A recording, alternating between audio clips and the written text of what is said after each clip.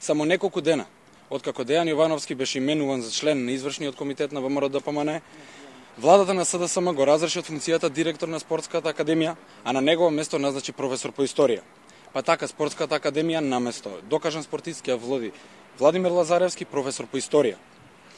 Го прашуваме Зоран Заев, какво спортско достигнување има Владимир Лазаревски и дали бил дел некој спортски клуб?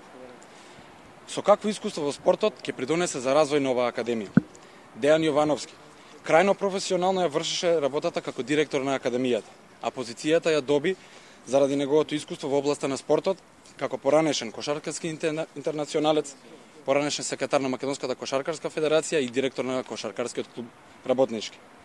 Водејќи се по принципот на Заев, од чистачка до директор за партизација на институциите, очигледно дека на СДСМ не му се важни успехот и придонесот во полето на македонскиот спорт, а со тоа и успех и придонес за Македонија како земја.